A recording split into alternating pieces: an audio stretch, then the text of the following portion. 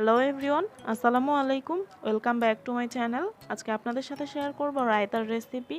যে কোনো রকমের পোলাও বা বিরিয়ানি এবং কি যে কোনো ধরনের কাবাবের সাথেও এই রায়তাটা খেতে কিন্তু বেশ ভালো লাগে।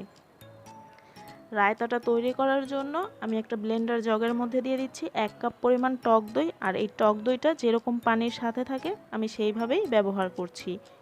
1 টেবিল চামচের মতো দিয়ে দিচ্ছি পুদিনা পাতা কুচি। এরপরে দিয়ে দিব 1.5 টেবিল চামচের মতো ধনিয়া পাতা কুচি। এখন দিয়ে দিচ্ছি 2টা কাঁচামরিচ কুচি। আপনারা চাইলে এখানে একটাও ব্যবহার করতে পারবেন যদি একটু ঝাল কম খেতে পছন্দ করেন। এখন এই সব কিছুকে খুব ভালো করে ব্লেন্ড করে নিব। আর এইভাবে ব্লেন্ডার করার কারণেই কিন্তু এই মিশ্রণটা একেবারে পাতলা হবে। তবে আপনারা যদি ঘন টেক্সচারের একটা রায়তা তৈরি করতে চান সেক্ষেত্রে পুদিনা পাতা, ধনিয়া পাতা আর কাঁচামরিচটা আলাদা বেটে নিয়ে টক দইটা যখন ফেটাবেন তখন তার মধ্যে দিয়ে দিবেন। সেক্ষেত্রে আর এরকম পাতলা হবে না। 1 কাপ দিয়ে দিচ্ছি শসা কুচি, সাথে কিছু পেঁয়াজ কুচি দিয়ে দিয়েছি। তবে কেউ যদি পছন্দ না করেন সেক্ষেত্রে পেঁয়াজটা বাদও দিতে পারবেন। 1/4 চা চামচ দিয়ে দিয়েছি গোলমরিচের গুঁড়া। হাফ চা চামচ দিয়ে দিচ্ছি ভাজা জিরার গুঁড়া। হাফ চা চামচ দিয়ে দিচ্ছি বিট লবণ। এরপরে এর মধ্যে দিয়ে দিব হাফ চা চামচ পরিমাণ চিনি। এখন এই সব কিছুকে একসাথে খুব ভালো করে মিশিয়ে নিব। তারপরে টেস্ট করে দেখার পরে যদি মনে হয় লবণ বা চিনির কিছু দরকার আছে তা আপনাদের স্বাদ বুঝে দিয়ে দিবেন।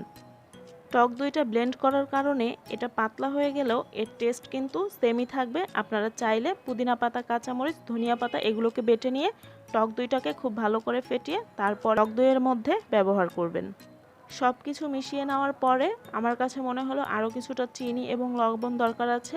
আর এই জিনিসগুলো আপনারা আপনাদের টেস্ট অনুযায়ী ব্যবহার করবেন। এখন আবারও সব কিছুকে খুব ভালো করে একসাথে মিশিয়ে নিচ্ছি। খুব সহজেই এবং অল্প সময়ের মধ্যেই কিন্তু এই রায়তাটা তৈরি করে নেওয়া যায়। আশা করছি রেসিপিটা ভালো লেগেছে। আমি অন্য একটা বাটিতে পরিবেশন করেছি। সাইডে কিছু লেবুর স্লাইস এবং পুদিনা পাতা এবং ওপর থেকে চিলি ফ্লেক্স দিয়ে পরিবেশন করেছি। আপনারা এখানে চিলি ফ্লেক্সের পরিবর্তে জিরার গুঁড়া এবং আপনাদের পছন্দ মতো যে কোনোভাবেই সাজিয়ে নিতে পারবেন।